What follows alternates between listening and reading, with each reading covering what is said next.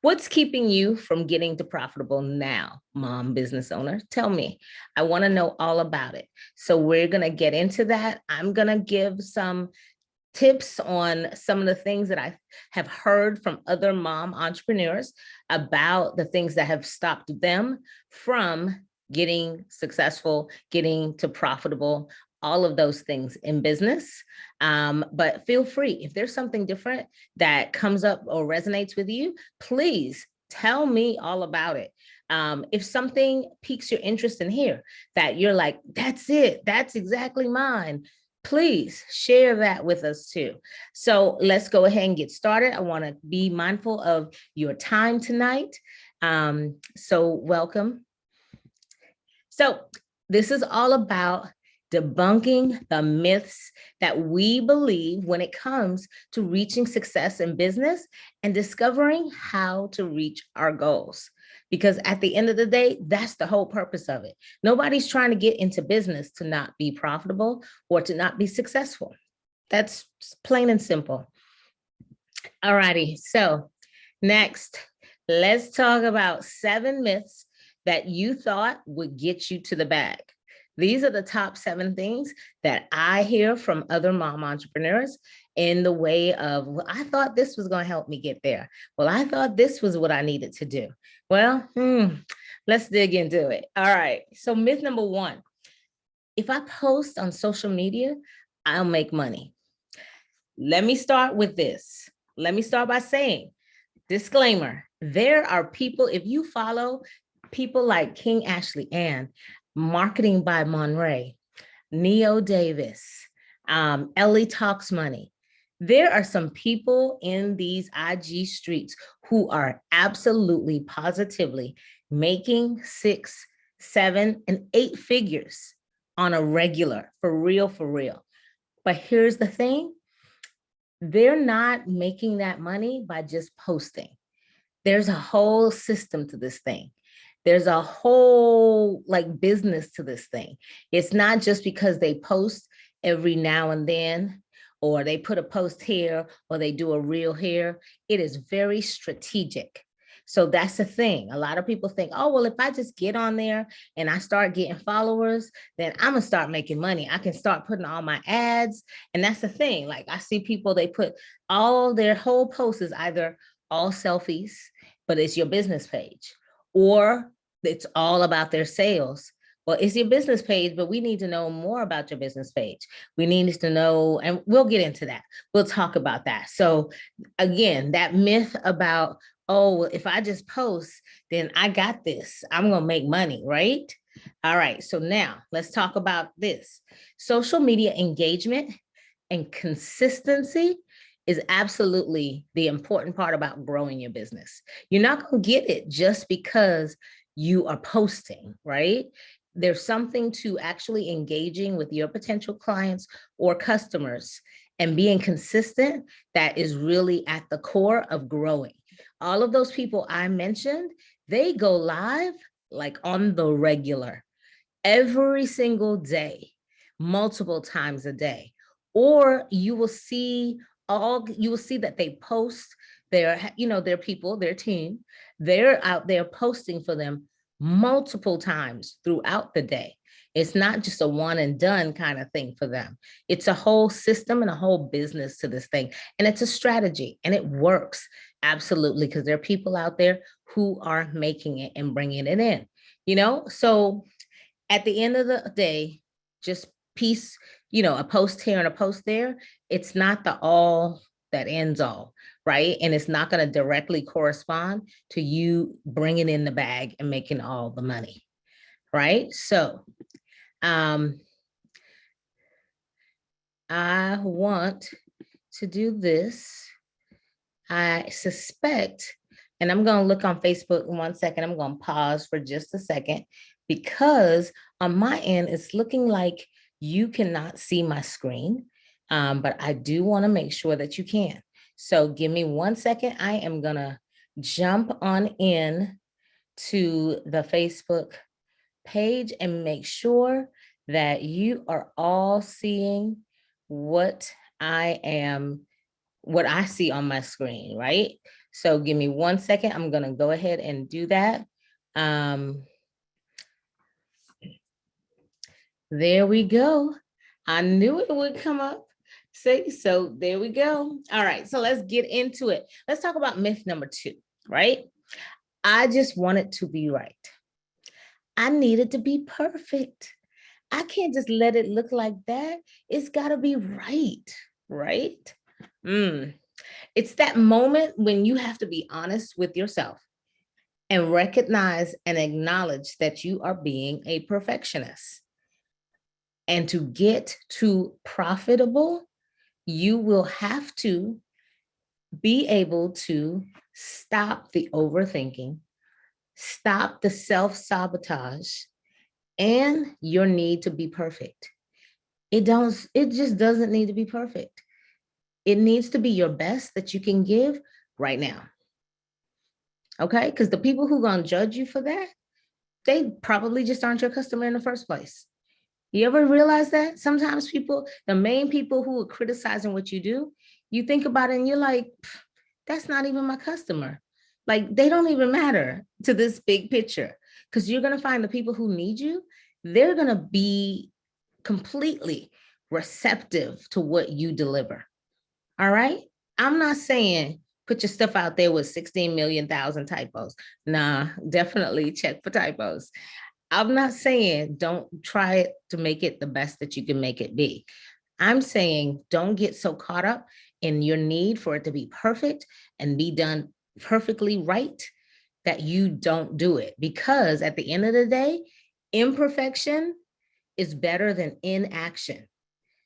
So in other words, if you are not putting it out, guess what? It's better that you put it out imperfect than you not put it out at all. And that's what I'm talking about when I say self-sabotage, when I say, being a perfectionist.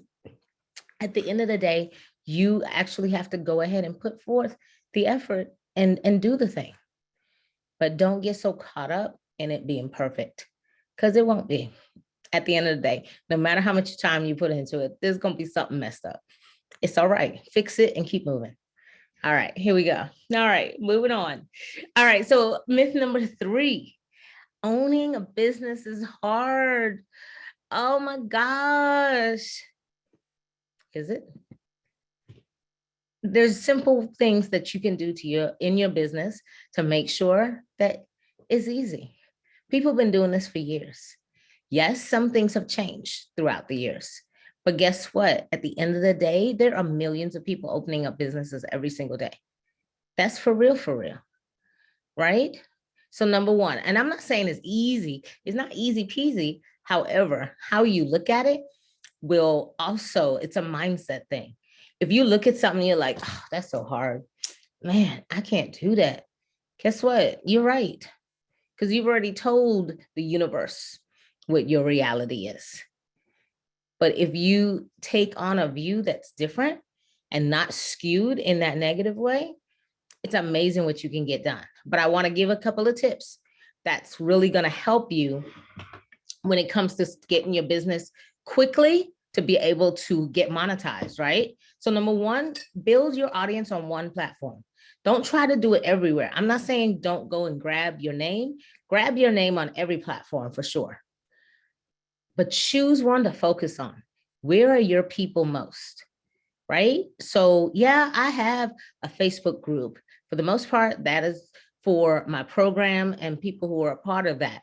But my main platform where you will find me with the most followers is Instagram. That is the land where most of my potential clients and customers live, right? Period. So that's where I happen to land. Yes, I have a Twitter. Yes, I have LinkedIn. Yes, I have all of the other stuff, TikTok, all of that good stuff. But at the end of the day, choose one to really focus on. Next, diversify and include all of what you do with your audience. So that's where I was talking about. You may have an Instagram page, but all you have is a bunch of selfies and that's the whole thing. But this is your business page. Or you have it to where All it is a bunch of sales about your t-shirts. Everybody must buy your t-shirts, and there's nothing else. There's nothing about the business. There's nothing about why you started the business. There's nothing that shows about the process behind the scenes about how the shirts are made or any of that kind of stuff.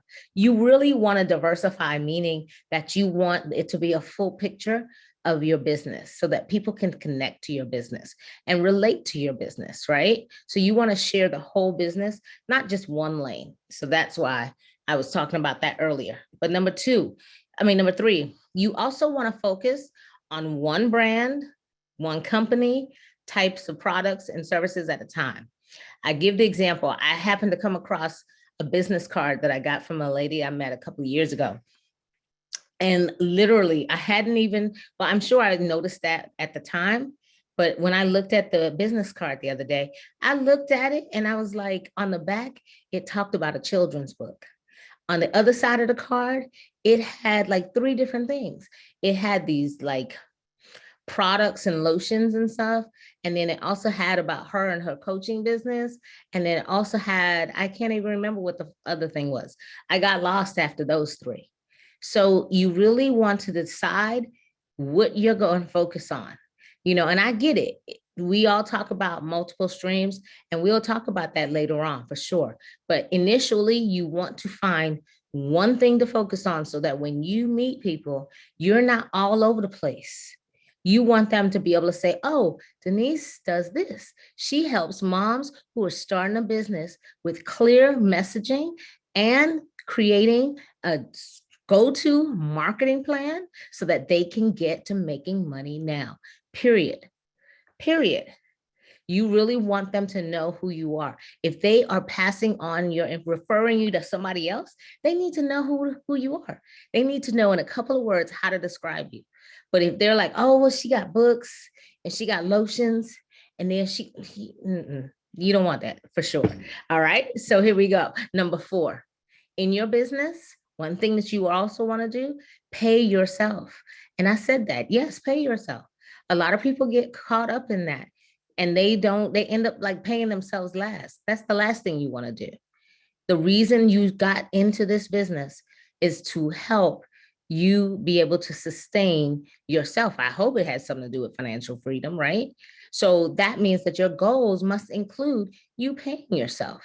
And as we start talking about knowing your numbers and all that good stuff, you're going to learn, like, do it in a consistent manner so that your books look just like what it looks like when you are an employee with a boss, right? At the end of the day, what do you get paid monthly? Do you get paid weekly? Do you get paid bi-weekly? Make sure you structure it in the same way a regular business or another type of business would do that, and be consistent. All righty. So next, create a business that's consistent and scalable. So you want to have things that are in place that everybody, your customers and the people who see you, they're used to seeing you.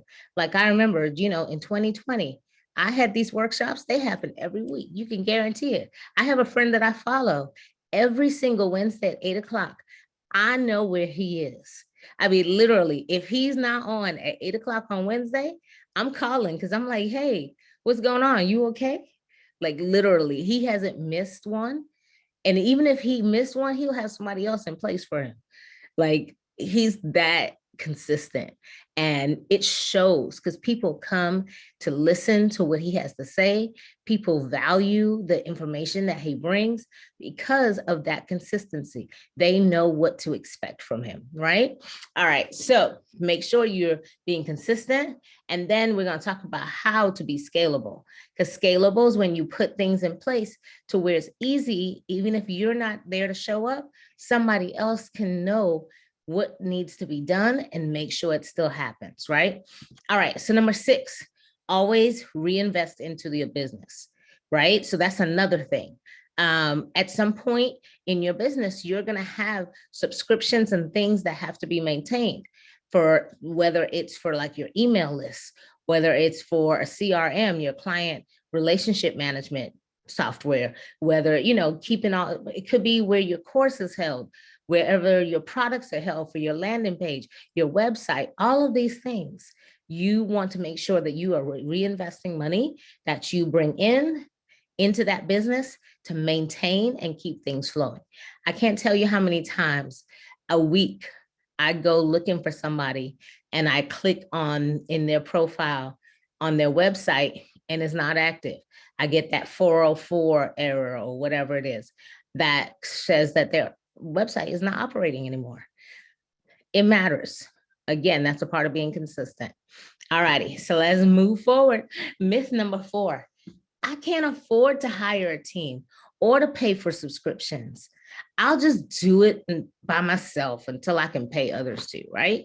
That's a myth. A lot of people think, oh, I'm getting into this business. I'm an entrepreneur. I have to do it all by myself right from the start. There's a lot of people, that's not what they're doing because it's not necessary. You know, there are a lot of things with technology that really make things simple. There's a lot of different technology tools out there and resources that are free, no cost, or they're low cost. And they will save you so much time that you can make sure, because that's the thing, a lot of people get twisted on this. And this was one of the things for me. A lot of people work in their business that takes away from the time working on your business. And as the founder or the CEO of your business, you should be working on your business, not doing the in stuff, not doing the emails manually, not sending out the blog or the newsletters manually. You shouldn't be doing that. That should be automated.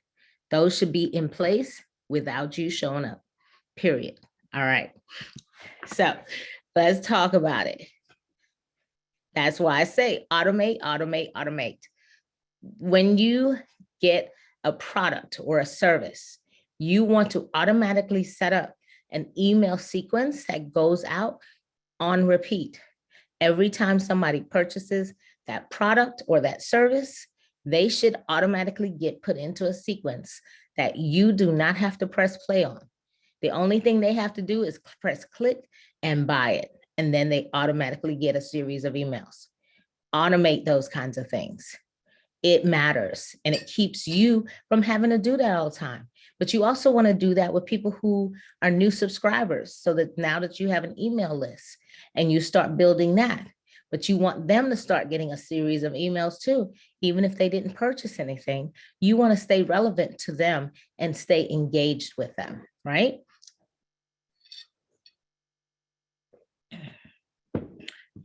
Ooh, nice. All right. Getting thick. Throat getting a little dry there. All right, let's move forward. Set up systems ASAP. And that's what I was talking about. So when you set up, say, a landing page where they come, they put in their email, their name, their phone number, and now they get into a system where they automatically start getting a series of emails. Or when they buy, they automatically, they get, whatever digital product you promised them, right? But then they also get a series of emails. So set up things that go automatically, that happen while you sleep, period, that you don't have to think about and you don't have to do anything with manually. Start those really soon. Well, right from the beginning, quite frankly, because it will make your business be able to grow and scale that much faster. And a lot of them do not cost a fortune, period. Myth number 5, I don't need to know my numbers. They'll add up all in the end. We wish. That is like so far from the truth. A huge oops that most new business owners make is not tracking their expenses. Those subscriptions do add up. I don't care if it's $7.20. I don't care if it's $15. I don't care if it's $9. At the end of the day, they do add up and you need to know what they are. At the end of the year, first of all, for taxes or even quarterly, you should be doing your P&Ls every single month. So you know what's coming in, what's going out. And because a lot of the times when people have business meetings, if they don't know what their numbers are, it's like, how are you running a business? Period. You just have to know these things, but you want to keep track of your spending because It matters at the end. That's how you know how much you can afford to pay yourself. That's how you know how much you need to reinvest in your business, and et cetera, et cetera. Also, when setting goals, all of that matters, because if you're setting goals, how can you set a goal and you don't know how much you need? So for sure, you definitely want to have that as well. All righty. So now, entrepreneurs, number 6, entrepreneurs have to grind and hustle at all times and work 24 hours a day, 365 days a year in order to be successful. This is such a myth. Seriously, I've recently been reading a book. It's called Chillpreneur. It's by Denise Duffield Thomas.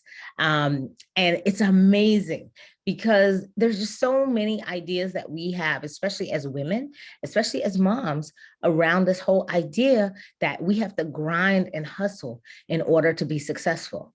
But what we seem to fail to understand, and the frame of mind that we don't put ourselves in, is that a lot of the people historically that we're thinking of when we talk about grinding and hustle, they happen to be of a different gender.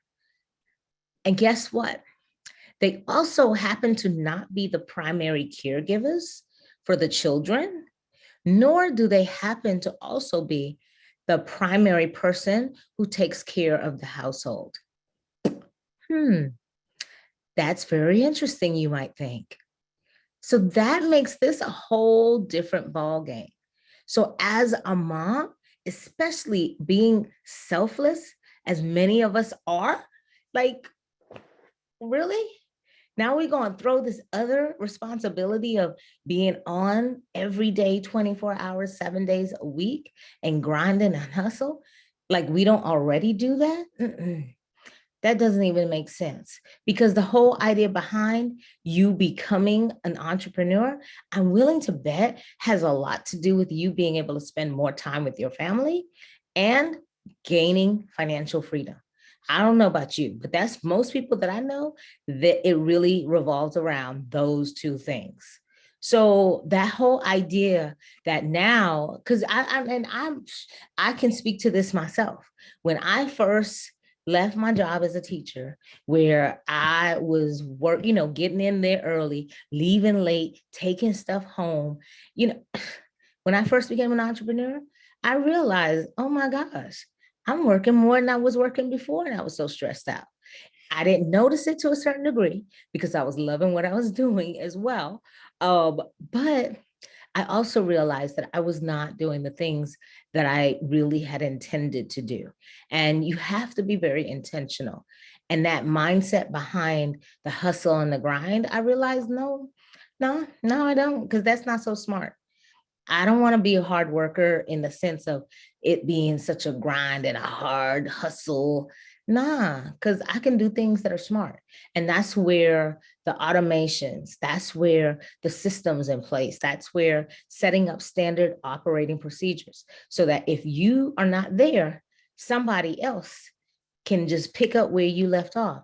Or if you hire somebody, you don't have to worry about, is it going to go down the way I did it? Because I know that a lot of people, especially moms, we do a lot of things like the laundry. We don't let nobody else fold clothes because we're like, they ain't going to fold it right. But I bet if you teach them, or if you have a system where they know exactly how to fold that towel the way you want it to be folded, guess what? I bet that stuff will get done and you won't be the one having to do it. Well, that's the same thing in business. You have to set up systems and standard operating procedures. And guess what? That's a smarter way of doing it than hustling and grinding. You have to find ways to make this work for you, because again, that whole idea is for you to get financial freedom, but also freedom to be able to spend time with your loved ones, because that's why you're doing what you're doing, and for yourself, period. Okay. So get away from that whole idea that you got to sacrifice yourself, right, in order to make, and your family and everything else, in order to make this work, because it really can work. It has to be done differently. Why not? Why not? I'm just saying, it just needs to be done differently. We are not the same people that we see that go after that hustle and grind mentality.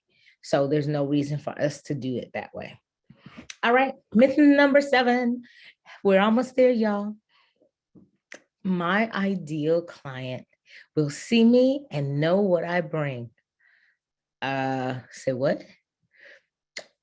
Let's get in. All right, so here we go.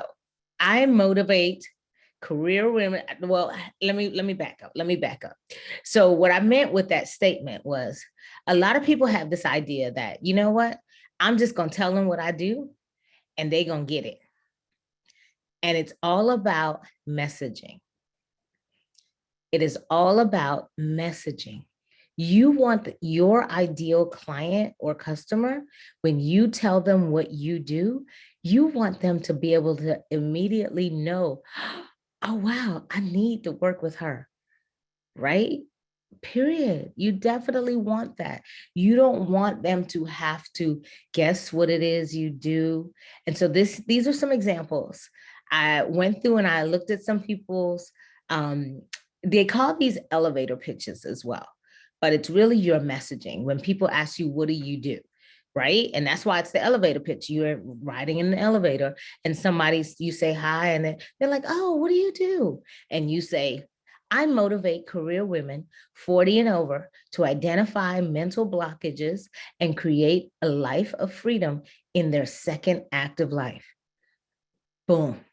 Tell me that you're confused about what this person does. No, not at all. But check this one. I coach, uplift, encourage, and speak life. I love that. And I'm going to tell you, when I first started out, guess what? Mine was, I help mompreneurs. Hold on, wait. Wow, I forgot that quick. I help mom entrepreneurs I help mom entrepreneurs grow their business to profitable in 90 days. That's what it was. And you know what? That wasn't awful, because guess what? People knew that I work with mom entrepreneurs. That was the first thing that they knew. And they knew that I was going to help them get to profitable in their business. Those were 2 things. And that was great, right? And I'm not saying this is bad. What I'm saying is, when somebody looks at that, they will not know what transformation you're bringing to their life. They will not know what specific value you are bringing to them. And that's what they want. They want to know that you are bringing something to them that they need, right? Those are all great, because guess what? I'm all about inspiring and encouraging and motivating. So I speak those kinds of words. But really, when you are looking to attract clients to your business, to what you do, you really have to be specific and strategic so that they know what value it is you bring for them, what transformation you are bringing to them, right? So that's that. All right. So now let's look at another one. All right, there we go.